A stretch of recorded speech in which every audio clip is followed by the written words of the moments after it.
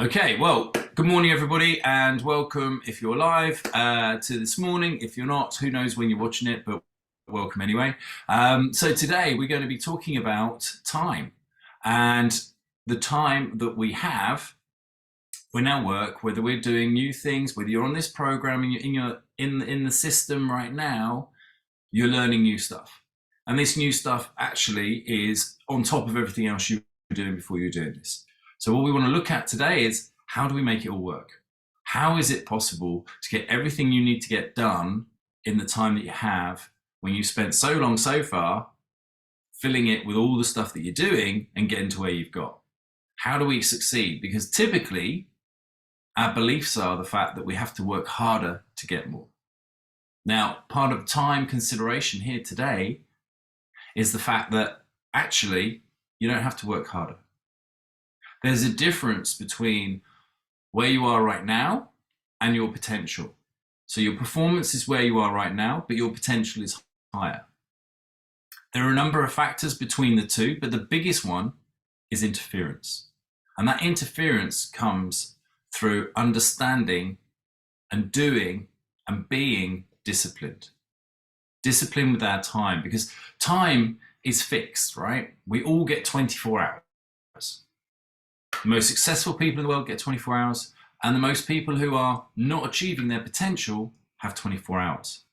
So there's nothing about time management as such. It's more around the fact of self-discipline within that time. But disciplined about what? And that's the consideration we're going to have here today as well. What do we do? But the first thing we need to do is accept the fact that there'll always be too much to do. Always.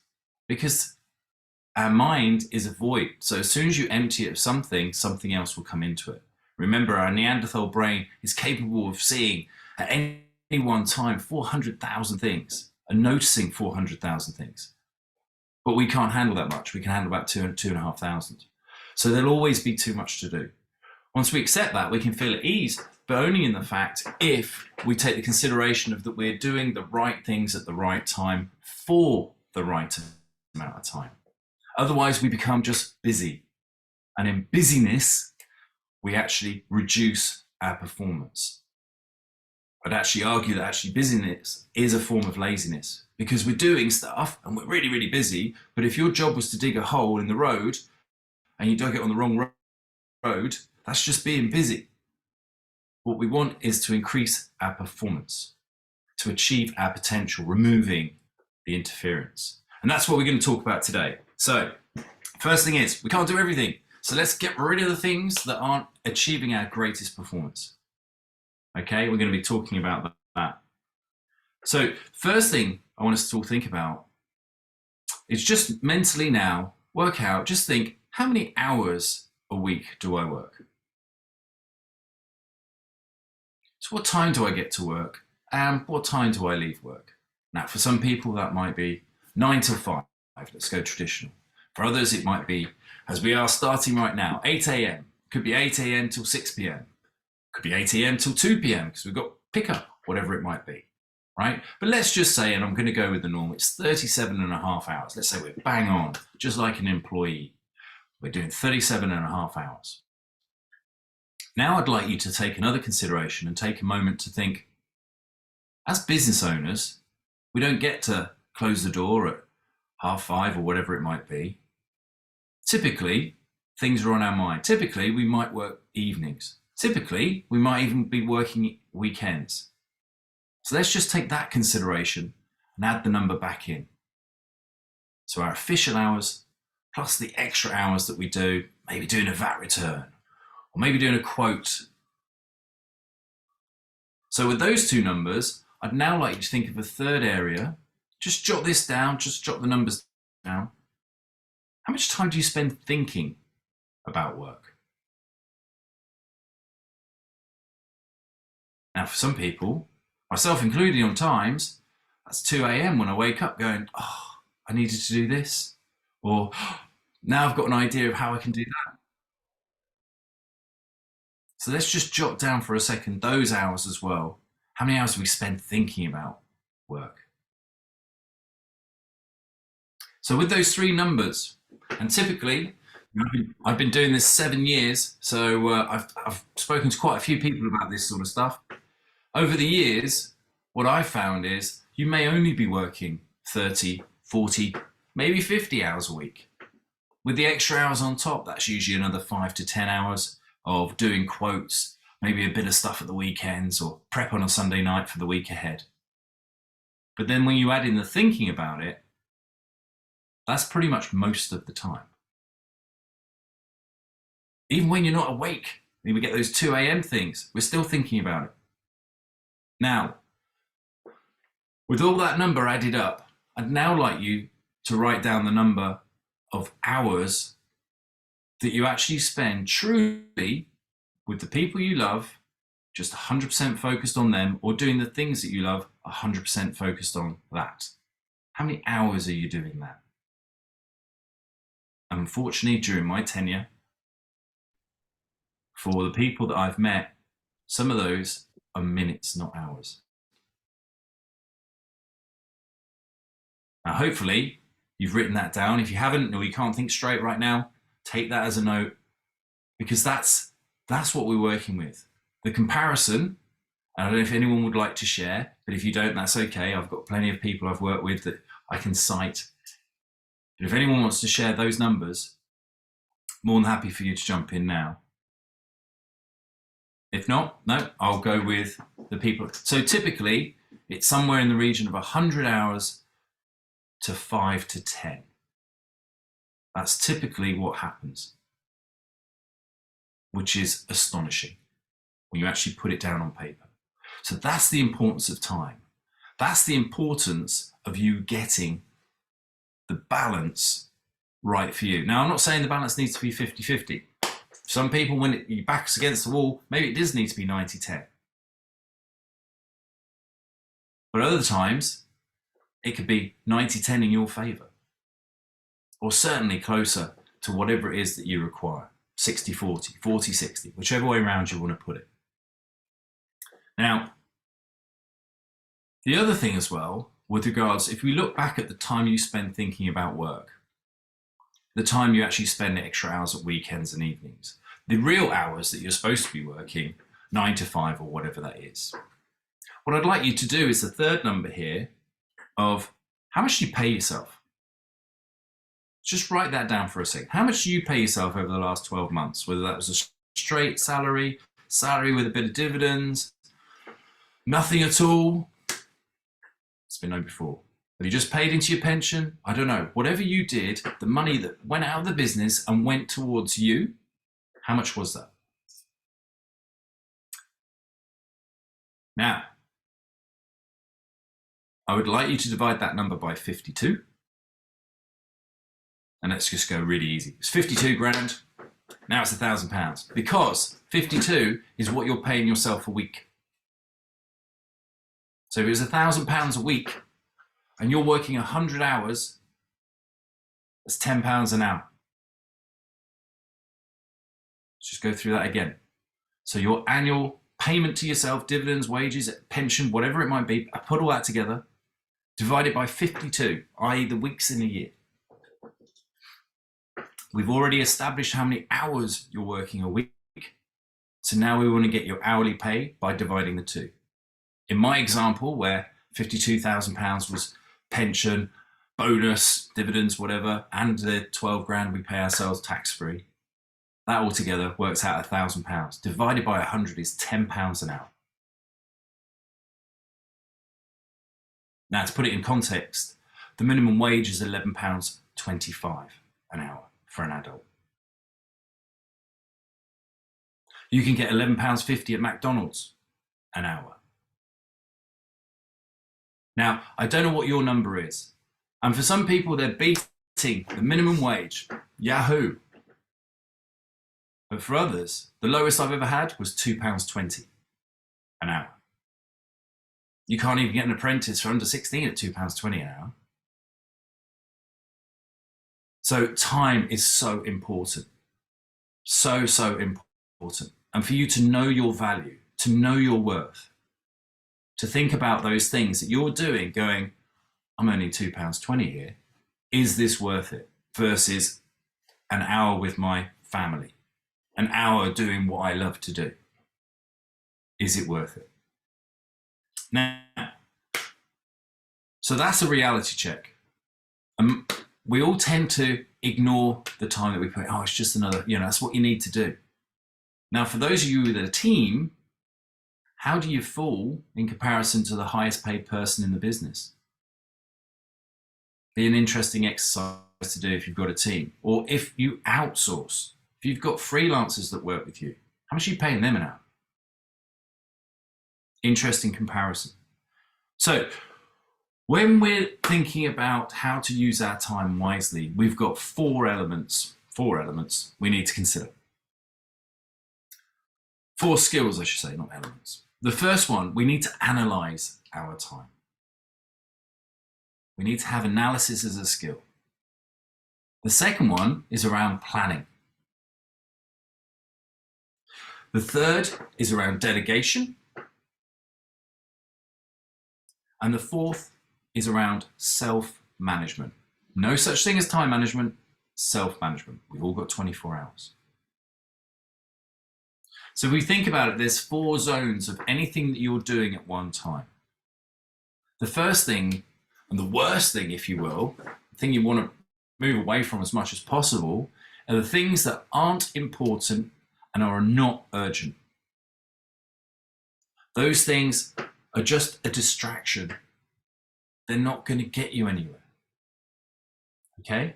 So not important, not urgent, they're distractions. The other things are when things are really when things are really urgent, but they're not important at all. That's delusional. Because we're kidding ourselves that that's going to make a difference. That's going to improve our performance right now to achieve our potential. It's delusional. That's busyness right there. Right there.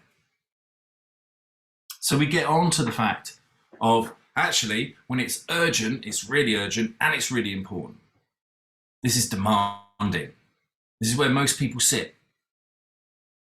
It's where sort of 80% of people's time sits when they're doing this stuff. So that's the demanding state. The zone we want to get into, as much as possible, I'm not saying 100%, but as much as possible, is where we're doing things that aren't urgent, but are important. This is the stuff where we're planning how to get our business better. When we're doing our strategy, when you're doing this stuff, when you're developing yourself and developing the business. And I don't mean in a sales or marketing way. I mean growing, preparing yourself. I can't remember who said it, but it's something along the lines of for every 5 minutes spent planning, you can save to 30 to 60 minutes in doing. And I hold that to be true because I was one of those people who used to get an IKEA flat pack and just go for it. And then I became somebody who actually read the instructions. So, just in that simple analogy, you can save yourself time and putting it around the wrong way and all that wonderful stuff, right? We all know that to be true. So what do we do? What do we spend time doing? I just want to play you a short video that I will narrate over, although there are some subtitles on here, that just gives us an indication, or gives us a description, if you will, a visual description of the things that we have to do. So in this, our time is represented by the jar. And what we're going to do, we've got various things that we could put in it. So first of all, we're going to fill some stuff with our choices. This is small stuff, tiny grains of sand. Social media, doing an email, moving your furniture around at the office, adjusting that picture on the wall. Loads of stuff that just happens, watching a bit of TV, whatever it might be. Then we get the smaller rocks, but they are just stuff that we need to do. This is business as usual, having to do the VAT return. Then we get the big rocks. The big rocks are family, sales, holidays, spending time with the kids, spending time working on your business, maybe doing a cash flow forecast, whatever it might be. Now clearly, with doing it that way, we don't fit it in. But if we do the rocks first, if we put the big things in first, they will always fit in. Always fit in. As we've got here, it's a bit slower than on my speaking, we've got all of those important things going on. Health, fitness, reflection, mindfulness, mental health. All of those areas there. So it's got all of the rocks in. Then, if we consider the secondary smaller parts, the things such as business as usual, they all go in too. And then when we've got all of the small stuff, that can just fit around, literally fit around all the important things that we do. It just goes in, and spoiler alert, it all fits in. So I'm not going to carry on with that video. But just to give you a demonstration that we do the most important things first. So how do we do the most important things first? Well, do we know what they are? Do you know what your big rocks are? What are the most important things? So I'd like you now just to think about what are the most important things, and let's just keep it focused on work to start with. What are the most important things in my work life?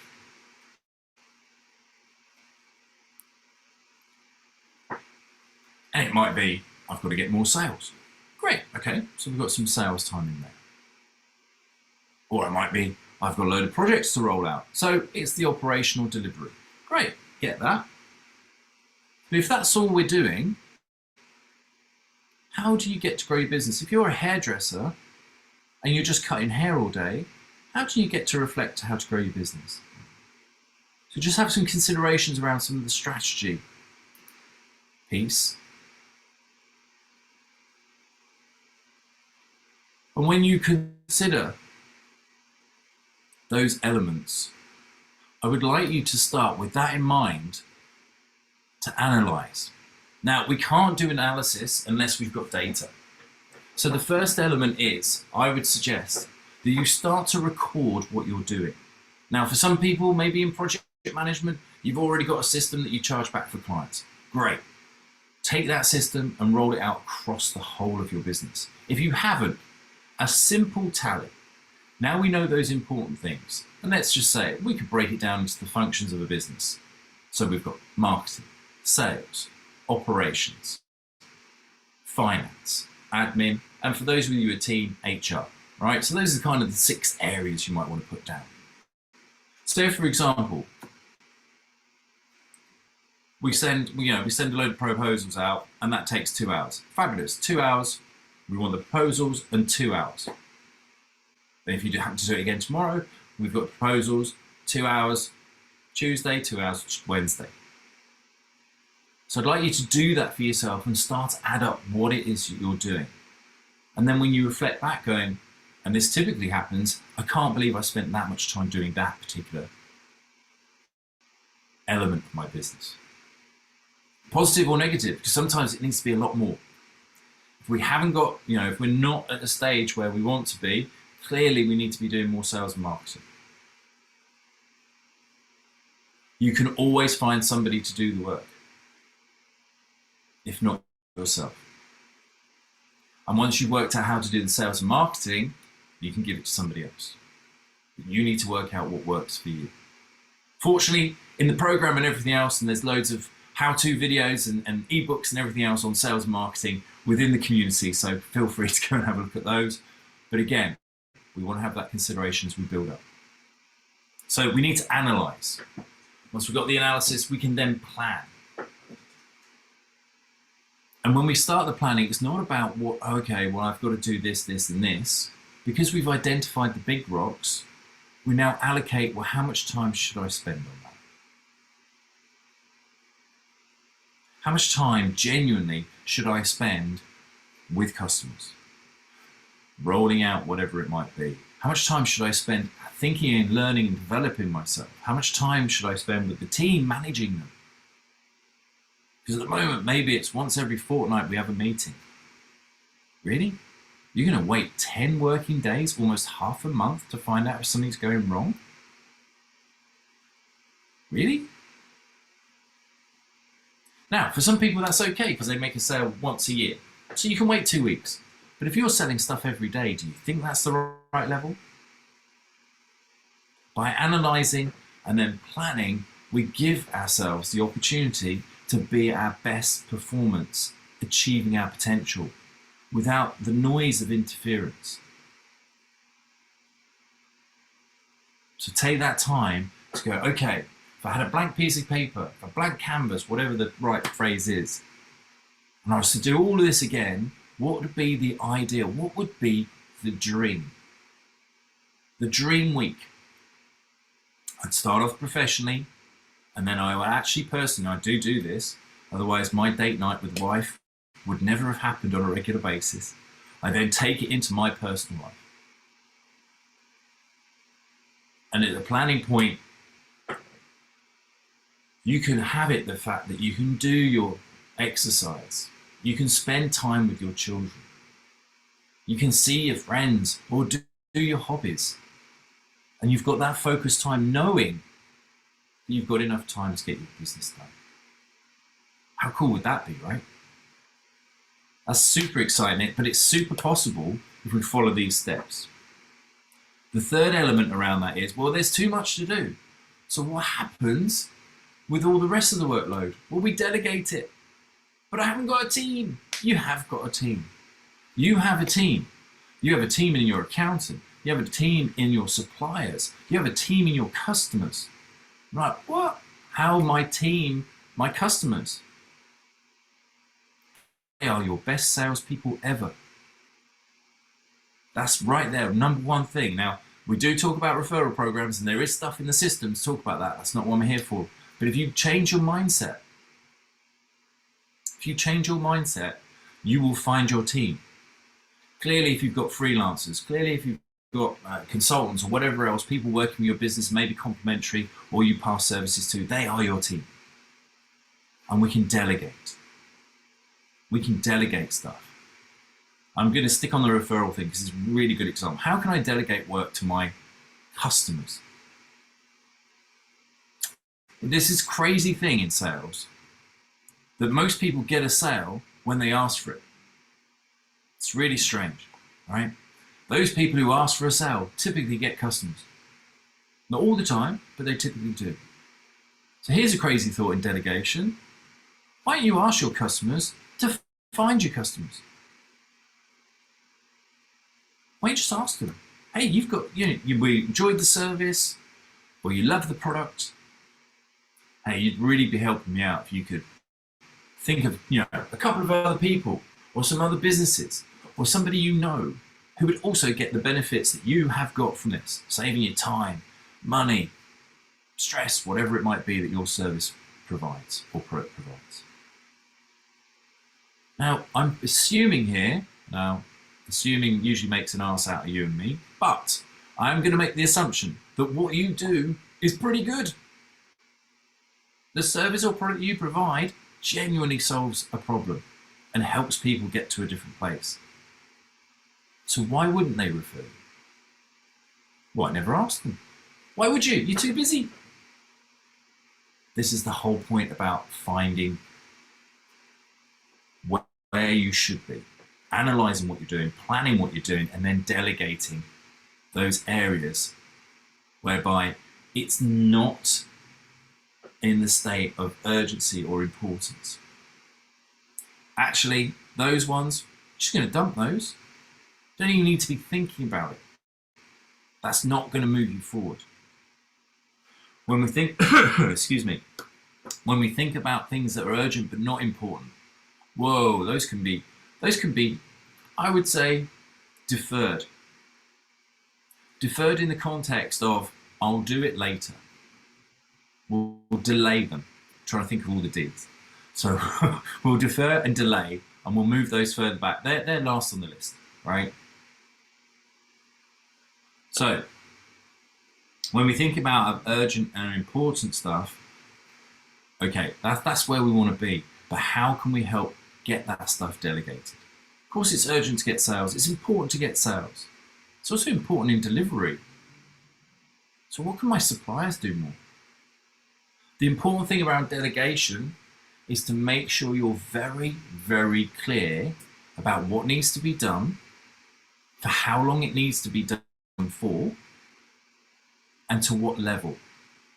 Whether that's quality, in terms of how you're providing it, those are the considerations we want to have around delegation.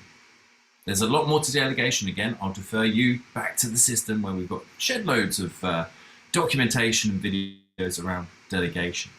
But the key is to pass the information on wholly. Now that kind of sounds a bit like a system. We've got some stuff on that too. But it's really, how do you create your delegation? Once you've delegated it, we don't, and I mean delegation rather than abdication. Most people abdicate the role once they've done it. It's like, okay, over to you. Here's the hot potato, you get on with it. And that's it. And then we get to the end of the point when they should have done it, and we find out if they have or haven't. Now, I don't know about you, but I don't like that sort of unknowing when it's my business, my livelihood, and my reputation that I'm giving to somebody else. So we need to have checkpoints. First one clearly is the checkpoint of starting. Then have a checkpoint. Have they got on early stages, and are they where they should be? Right? It's like, I delegate my son, my 14-year-old boy, I delegate him tidying up duties in his own room. Now, guess what would happen if I just came back expecting it to be tidy? It's not going to happen, right? He needs a little bit of support along the way, acknowledgement of what's happening. So we do an early doors. Have they got started to the level that I thought they would? Are they clear on what's expected? Halfway through, are they pretty much on target? Just before the end, are they almost complete? Because those stages give you the opportunity to still catch up. So we want to think about that. And of course, the final piece, which is about our self-discipline. Our self-discipline typically comes from understanding what it is we want to get and what we're doing is beneficial to us. And that's all around purpose. Are you clear on your purpose? Because genuinely, I mean, we've just had January. A lot of people make resolutions. Oh, I'm going to lose weight. I'm going to be fitter. I'm going to do all this wonderful stuff. When we know our purpose, it's not a short-term motivation.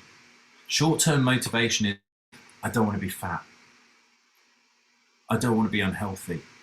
Because the moment we start doing stuff like going to the gym, eating the stuff that we should be eating for a couple of weeks, having all the greens, all that wonderful stuff, we then get some gain. Well, not in a weight loss scenario, but we get gain in terms of we're losing the weight, or we're feeling fitter, and we're going to the gym 3 times a week, and we see something change, whether that's on the scales or physically, whatever it might be. And we've got that short-term gain. So now we're not quite as disappointed as we were when we set that resolution or that goal. So human nature is, well, doing better than I am, I'll slack off a bit. I'll miss the gym once this week. Or, I'll have that steak with garlic butter and everything else that goes along with that. Then we step back. Whereas with purpose, with self-discipline, it's about medium to long-term motivation. And we get that by moving towards something. You can't slip up if you know your end goal, just because you've got a little bit better. I want to be able to do 50 sit-ups rather than 25. Great, I'm going to set a goal of being able to do 50 sit-ups. Fabulous. Now when I get to 35 and I'm thinking, hey, I'm better than the 25, I still have somewhere to go. But even greater than that is the purpose of your life, the purpose of huge things in your life, whether that be yourself, your family, your community, church, or whatever it might be. Right? There are bigger purposes. And that is the self-discipline of ensuring every single day you do what you say you're going to do in the plan, in the order in which you do. You're going to do the right things for the right amount of time, for the right amount of time as well. Okay, so hopefully that's got you guys a little bit further in terms of identifying how important time is, your own time, and the fact you can change it and be far more productive than you are now. Or if your ultimate productivity right now, maintaining that. So if you've got any questions, we've got Ask the Coach in the community. We are bang on time, so I'm going to finish it there. Thank you. You're very welcome, Louise. And thanks very much. Yeah, you're welcome, Jason. I wish you all the very best success in the program, and by all means, feel free to ask any questions. All right. Thank you very much. We're going to end it there. Thank you, Karen, for sorting that out.